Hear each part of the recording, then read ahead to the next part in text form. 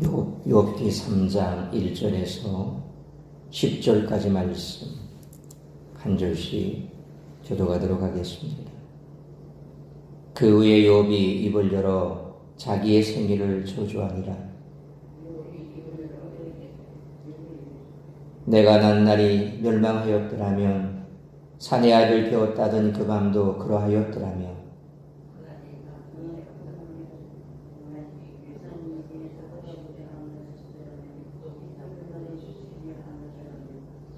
어둠과 죽음의 그늘이 그날을 자기의 것이라 주장하였더라면 구름이 그 위에 덮였더라면 흑암이 그날을 덮었더라면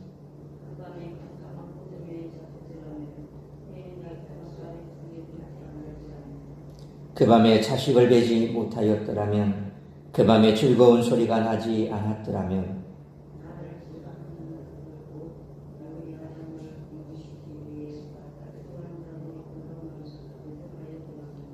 그 밤에 새벽별들이 어두웠더라면 그 밤이 광명을 발할지라도 얻지 못하며 동틈을 보지 못하였더라면 좋았을 것을. 이는 내 모태의 문을 닫지 아니하여 내 눈으로 환난을 보게 하였음이로구나. 아멘. 욥이 침묵을 깨고 입을 열어 말하기 시작합니다. 이제 욥의 태도는 1장 2장에서 보여줬던 모습과는 사뭇 다릅니다. 욥은 자신이 태어난 날과 잉태된 밤을 저주하며 그 순간이 완전히 사라지기를 바랍니다. 왜냐하면 자신이 아예 세상에 태어나지 않았다면 고난도 당하지 않았으리라고 생각하기 때문입니다. 욥은 모든 재앙과 환난이 자신의 출생으로부터 시작되었다고 여깁니다. 전통적으로 사내아의 출생은 한 가정의 축복입니다. 모든 가족이 기뻐하며 아이가 건강하게 잘 자라기를 소망합니다. 그런데 욥은 이를 저주로 생각합니다. 그만큼 욥의 상실과 고통이 크다는 증거입니다. 욥은 자신이 고난당하는 이유를 알지 못했습니다. 독자들은 욥의 고난이 천상에서 하나님과 사탄 사이의 논쟁을 통해 벌어진 사건임을 알고 있지만 이 일이 욥에게는 알려지지 않았기 때문입니다. 하지만 욥은 세상의 창조주이자 세상을 보존하시고 다스리시는 분이 하나님임을 알고 있습니다. 그렇게 욥이 고난의 주체를 하나님이라고 생각하는 것은 자연스러운 일입니다. 욥의 이러한 생각은 결국 하나님을 향한 탄식으로 이어집니다. 욥은 경건하게 살아왔기에 고난의 원인은 자신의 죄가 아니라고 확신했습니다. 그는 다음과 같이 생각했습니다. 하나님이 세상을 질서대로 다스리고 계시다면 세상에서 무죄한 자가 고통당하는 모습을 보고만 계시면 안 된다. 만약 하나님이 손 놓고 계신다면 세상은 계속 존재해야 할 이유가 없다. 이렇게 불의하고 무질서한 세상이 계속되기보다는 차라리 창조 전에 무질서한 상태가 지속되는 것이 더 낫다. 이렇게 생각하고 있습니다. 욥의 이러한 탄식은 불신앙에서 나왔다기보다는 세상이 좀 더 질서 있고 조화로운 세상이 되기를 바라는 간절한 마음에서 나온 것으로 봐야 할 것입니다. 그렇다면 우리가 살아가는 세상은 또 어떨까요? 욥의 친구들이 찾아왔을 때 욥은 지금까지 견뎌왔던 고통과는 또 다른 고통을 느꼈을 것입니다. 친구들에게 비참한 상황을 보이는 것이 어쩌면 견디기 힘들었을지도 모릅니다. 그러한 욥이 친구들 앞에서 입을 열었습니다. 이와 같은 오늘 본문의 말씀을 통해 우리들이 깨달아야 할 것은 첫째로 1절로 2절 말씀처럼 죄의 저주 아래 놓인 인간은 탄식할 수밖에 없다는 것입니다. 욥은 분명히 하나님을 원망하거나 죄를 짓는 말과 행동은 하지 않았습니다. 하지만 그럼에도 불구하고 욥은 말할 수 없는 고통 앞에서 자신의 슬픔을 쏟아내고 있습니다. 어쩌면 욥은 친구들이 자신을 위로해 줄 것을 믿고 그들 앞에서 슬픔을 토로한 것인지도 모릅니다. 욥은 1절로 2절 말씀처럼 자신이 태어난 것을 저주하고 있습니다. 모든 출생은 축하받을 일임에 틀림없습니다. 그러나 죄 가운데 태어난 사람이 살아가면서 겪어야 하는 삶의 무게와 고통을 생각한다면 단순히 출생을 복되다고만 말할 수가 없다는 것이죠. 그래서 솔로몬도 전도서 6장 3절로 5절에서 이렇게 고백합니다. 사람이 비록 100명의 자녀를 낳고 또 장수하여 사는 날이 많을지라도 그의 영혼은 그러한 행복으로 만족하지 못하고 또 그가 안장되지 못하면 나는 이러기를 낙태된 자가 그보다 낫다 하나니 낙태된 자는 헛되이 왔다가 어두운 중에 가매 그의 이름이 어둠에 덮이니 햇빛도 보지 못하고 또 그것을 알지도 못하나 이가 그보다 더 평안함이라 그랬습니다.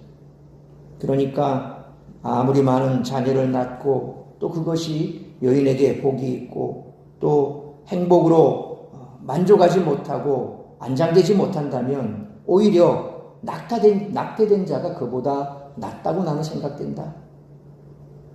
왜냐하면 그 낙태된 아이는 그냥 아무도 모르는 어둠 중에 왔다가 또 그 이름이 어둠에 덮이고 그래서 햇빛도 보지 못하는 것이 오히려 그 많은 여인이 고난 가운데 있는 것보다 낫지 않겠느냐 이렇게 고백하는 거죠. 욥의 탄식은 그저 욥 개인의 탄식이 아니라는 것입니다. 죄 아래서 결국은 흙으로 돌아가야 하는 모든 인간의 탄식이라는 것이죠.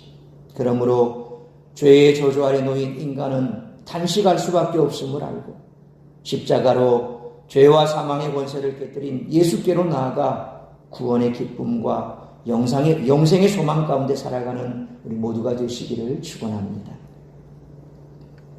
두 번째로 3절로 10절 말씀처럼 하나님 앞에 고통을 솔직하게 표현해야 한다는 것입니다. 욥은 흙으로 돌아가야 하는 인생의 고통 앞에서 모든 것을 안타까워하고 있습니다. 가장 먼저 그는 3절 상반절 말씀처럼 내가 태어난 날이 없었다면 하고 바라고 있습니다. 가장 기쁜 순간조차 지금 그에게는 없었더라면 좋았을 시간입니다. 그래서 욥은 4절로 10절 말씀처럼 부모들이 자신을 잉태한 밤도 저주하고 있다는 것이죠. 그 밤 역시 저주스러운 시간이라는 것입니다. 해마다 생일을 축하하는 우리는 삶의 마지막을 생각해야 됩니다. 우리 생일은 죄인의 마지막을 일깨우는 시간임이 틀림이 없습니다. 욥은 이 세상의 주관자이신 하나님이 베풀어 주시는 일반 은총마저 외면하고 싶은 그런 심정입니다. 하나님이 베푸시는 모든 은혜조차 죄인된 인생에게는 고통일 뿐이라는 탄식을 그는 내뱉고 있습니다. 사람들은 자연의 아름다움과 인생의 아름다움을 쉽게 얘기합니다. 하지만 고통 앞에서 삶의 본질적 질문 앞에서 자연의 아름다움과 인생의 아름다움을 이야기할 사람은 아무도 없다는 것입니다.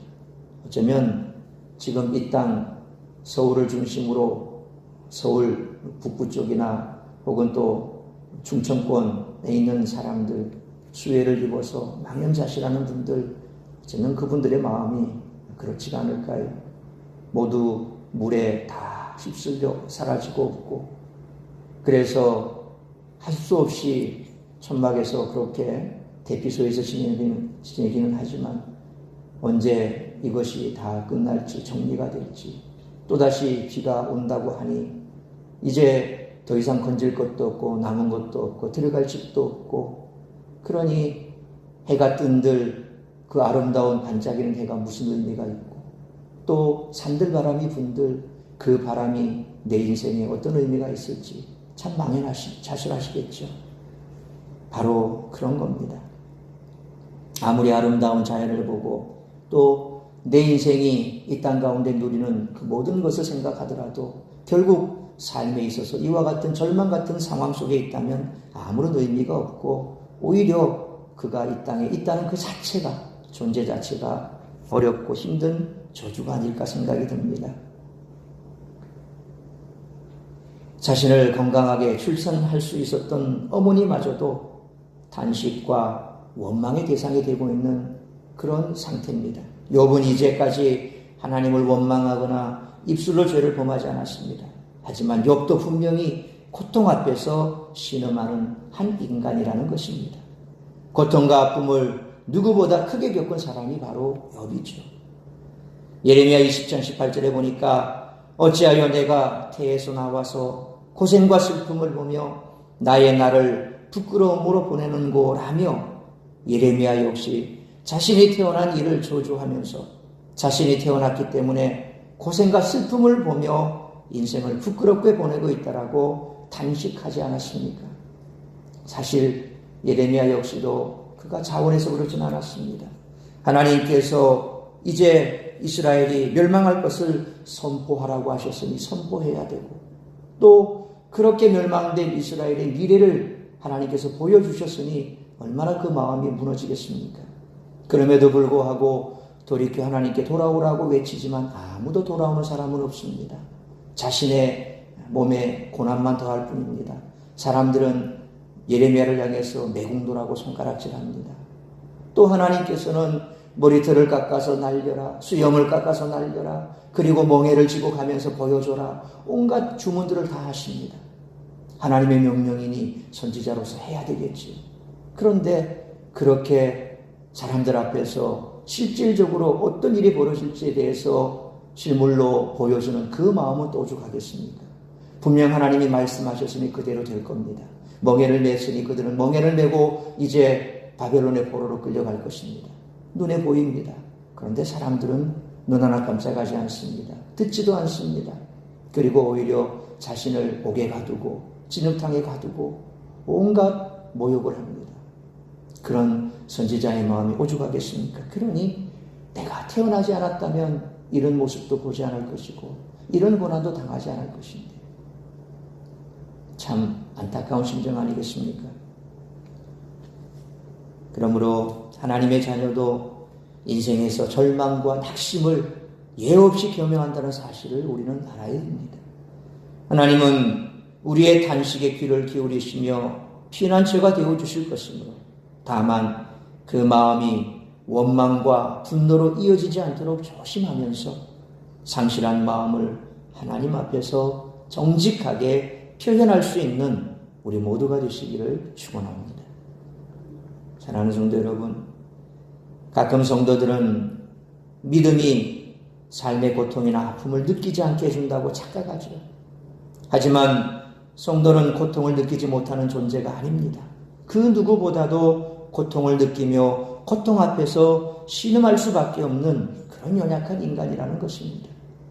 하나님의 주권을 인정하고 믿고 하나님을 사랑하기에 고통 앞에서 더욱 힘들어할 수밖에 없는 자가 바로 믿음에 있는 믿는 자들입니다. 그러므로 고통 가운데 있을 때 나를 이 땅에 태어나게 하신 하나님을 향해 울며 기도하시기 바랍니다. 성도의 탄식과 절망은 반드시 기도가 되어야 됩니다. 상실한 마음을 하나님 앞에 정직하게 표현할 수 있는 우리 모두가 되시기를 주님의 이름으로 축원합니다. 기도하겠습니다. 살아계신 아버지 하나님, 은혜와 사랑을 감사합니다. 이 땅에 있는 수많은 사람들, 어느 누구라도 그들은 고통에서 또한 이와 같은 시련과 고난 가운데서 예외가 있을 수는 없습니다. 그런데 돌아보면 세상 사람들은 그런 고통과 신음 속에서 그저 저주도 하고 욕도 하고 온갖 불만을 토로하지만, 그럼에도 불구하고 우리 믿는 자들은 그런 고통 가운데서라도 하나님 앞에 울부짖으며 하나님께서 해결해 주시기를 기도해야 하고, 저주와 또 원성과 원망 대신에 그저 하나님만을 바라보아야 하는 존재들입니다. 그러므로 어쩌면 세상 사람들보다 더 많은 가슴을 찔러내고 그리고 심장을 도려내는 듯한 아픔을 하나님 앞에서 그저 신음해야만 하는 그런 존재들입니다. 오늘 욥의 모습을 보면서 우리가 지금 당하고 있는 고난이 있다면 그저 진실되게 진솔하게 하나님 앞에 토로할 수 있기를 원합니다.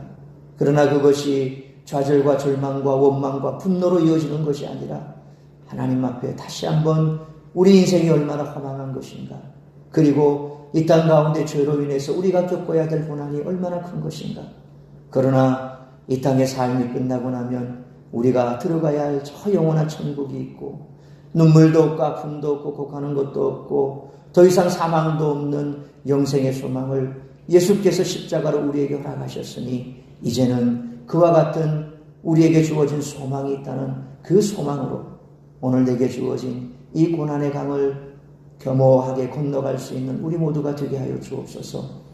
저 요단강을 건너고 나면 복락의 땅이 있다고 하는 사실, 그것이 우리에게 소망이 되고, 그러나 세상 사람들은 그것이 없기에 결국 아비오강 같은 세상 속에서 좌절하고 절망하고 분노하고 원망하고, 그리고 그 속에서 결국 그들은 인생을 마감해야 되지만 우리에게는 영원한 천국이 있음에 다시 한번 감사할 수 있는 우리 모두가 되게 하여 주옵소서. 오늘 이 땅에 참 많은 비가 내려 절망 가운데 있는 또 하나님의 자녀들이 있을 것입니다. 아무것도 남지 않아 참 어떻게 살아가야 할지 막막할 것입니다. 그러나 하나님께서 모든 것을 아시고 또 저들이 살아갈 수 있는 소망도 허락해 주실 줄로 믿습니다. 아버지 하나님, 이 땅을 다시 한번 주께서 고쳐주시고 또 좌절과 절망 가운데 있는 자들 위로하여 주옵시고 살 소망도 허락하여 주옵시고 저들의 앞길에 길도 열어주시고 모든 필요를 채워주시기를 원합니다. 오늘 우리 성도들 가운데 혹여 이처럼 절망 가운데 있다면 우리 주님 위로하여 주옵시고 소망 가운데 주께 부르짖을 때에 누구든지 주의 이름을 부르는 자는 구원을 얻으리라 말씀하셨기에 주 앞에 나와 목 놓아 부르짖을 때 그들의 눈물을 닦아주시고 마음을 위로하여 주옵시고 소망 허락하여 주시옵소서. 이 모든 말씀 우리 주 예수 그리스도의 이름으로 기도하옵나이다. 아멘.